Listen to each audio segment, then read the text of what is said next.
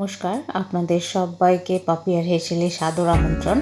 আপনারা সবাই কেমন আছেন? আশা করছি অনেক ভালো আছেন।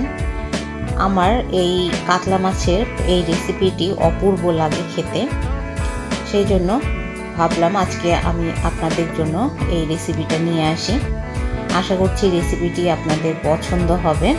তো চলুন এই কাতলা মাছের সহজ রেসিপিটি শুরু করা যাক।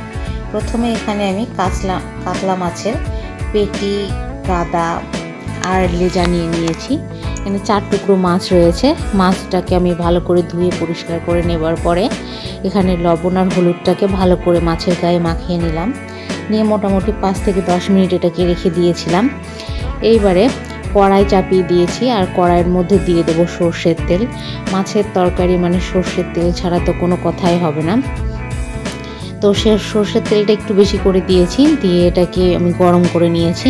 নেবার পরে মাছের টুকরোগুলোকে তেলের ভেতরে দিয়ে আমি ভালো করে লাল লাল করে ভেজে নেব।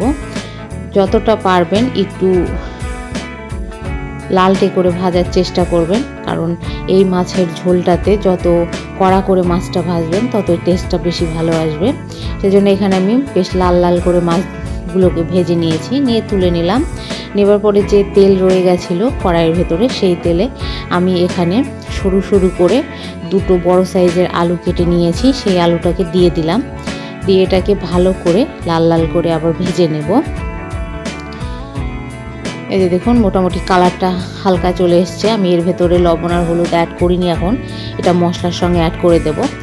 আর এইবারে আলুটা তুলে নেবার পর এর ভেতরে দিয়ে দিচ্ছে একটি তেজপাতা, একটি শুকনো লঙ্কা আর হাফ টিস্পুন মতন 5 ফোড়ন। অবশ্যই এরকম পাতলা ঝোলে 5 ফোড়ন দিয়ে দেখবেন, অবশ্যই আপনাদের ভালো লাগবে। আমার তো ভালো লাগেই। আর এখানে দিয়ে দিলাম হাফ টিস্পুন জিরে বাটা, হাফ টিস্পুন আদা বাটা আর হাফ টিস্পুনের একটুখানি কম শুকনো লঙ্কা বাটা। আপনারা চাইলে লঙ্কাটা আপনাদের স্বাদ মতন দিয়ে নিতে পারেন, বা আমি এখানে বাটা ইউজ করছি, আপনারা চাইলে গুঁড়ো ইউজ করতে পারেন। আমি সমস্ত ক্ষেত্রেই বলে থাকি বাটনার টেস্টটা একদমই আলাদা হয়। আর এখানে দিয়ে দিলাম পরিমাণ মতন লবণ আর হলুদ। লবণের পরিমাণটা অবশ্যই দেখে দেবেন, কারণ আমি আলুটাকে ভাজার সময় লবণটা অ্যাড করিনি। আর এখানে সামান্য পরিমাণে একটু জল দিয়ে আমি মশলাটাকে ভালো করে কষিয়ে নিচ্ছি। জলটা দেবার কারণ যেন মশলাটা পুড়ে না লেগে যায়। এবার মশলাটা কষানো হয়ে গেলে আমি ভেজে রাখা আলুগুলোকে এর ভেতরে দিয়ে আর কিছুক্ষণ নাড়িয়ে নেব, যাতে মশলার সঙ্গে আলুগুলো ভালোভাবে একটু কষে যায়। এই যে দেখুন মোটামুটি 4 থেকে 5 মিনিট মতন লো ফ্লেমে আমি মশলা আর আলুগুলোকে একসঙ্গে কষিয়ে নিয়েছি। এইবারে আমি দিয়ে দিচ্ছি এর ভেতরে পরিমাণ মতন জল।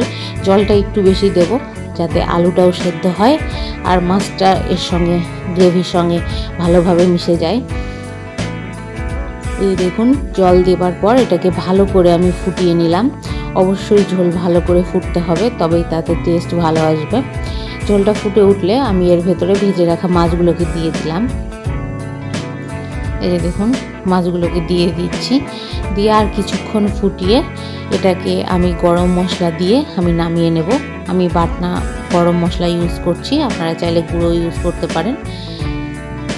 নামিয়ে নিলেই রেডি আমাদের পাতলা আলু দিয়ে কাতলা মাছের ঝোল। অবশ্যই বাড়িতে একবার ট্রাই করবেন। কেমন লাগলো কমেন্টের মাধ্যমে জানাবেন।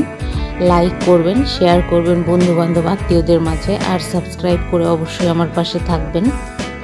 এই যে একদম রেডি গরম গরম ভাতের সঙ্গে খাবার জন্য।